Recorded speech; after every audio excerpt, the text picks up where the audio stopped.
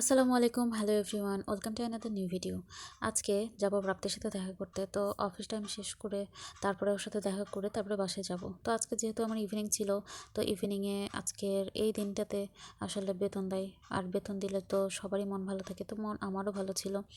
তো এই তো বেতন নিয়ে তারপর একটু কিছু কাজে গিয়েছিলাম চারতলায়। চারতলায় গিয়ে দেখি এত সুন্দর, বিকেলের যদিও এই ফুটেজটা বিকেলের একদম মাগরিবের সময় এটা বলা যায়। তো এত সুন্দর লাগছিল আকাশটা, আর উপর থেকে কিন্তু এরকম আকাশ দেখতে আমার বেশ ভালো লাগে। আর এরকম ফাঁকা জায়গা বা নদীর ধার এরকম আকাশ হলে তো কিছু আসলে বলার ভাষা হারিয়ে ফেলা যায়।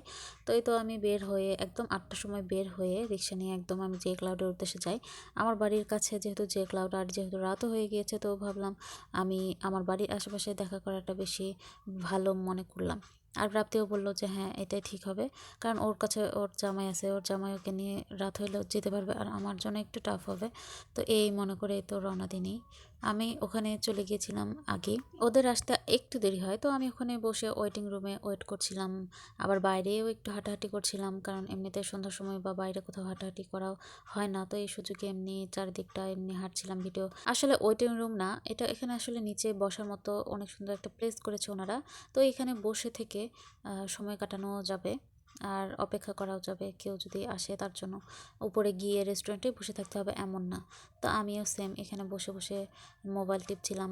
এই 5-10 মিনিটের মতো বসে থাকতে হয়েছে, তারপরে ওরা চলে আসে। আসার পরে এই তো আমরা সোজা উপরে চলে যাই। কিছু খাবার অর্ডার দেওয়া মাত্র তারপরে প্রাপ্তি আমাকে নিয়ে আলাদা টেবিলে চলে যায়।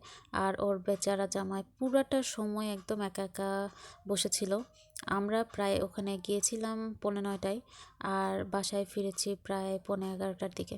আসলে এই পুরোটা সময় আমি আর প্রাপ্তি একা অন্য টেবিলে বসে বসে গল্প করছিলাম, আর ওর জামাই একা একা আমাদের মেইন টেবিলে বসে ফোন টিপছিল। বড় হয়নি, একটা কোনো কথাও সে বিরক্ত হয়ে বলে না যে কেন একা একা সে ছিল, বা এরকম কোনো কমপ্লেনও তার আমি এখন মানে তখন দেখি নাই আর কি। আমরা প্রায় 10:30-11টা পর্যন্ত যেহেতু ছিলাম, একদম রেস্টুরেন্ট ফাঁকা ছিল। ওয়েটাররাও ওয়েট করছিল যে আমাদের গল্প কখন শেষ হবে আর ওরা রেস্টুরেন্ট বন্ধ করে যাবে কখন। যদিও 11টা পর্যন্ত ওদের খোলাই থাকে, এর জন্য আসলে আমাদেরকেও সেরকমভাবে বলে না যে তাদের ক্লোজিং টাইম, এরকম কিছু বলে নাই। তো আমরাও অনেক সময় পেয়েছিলাম।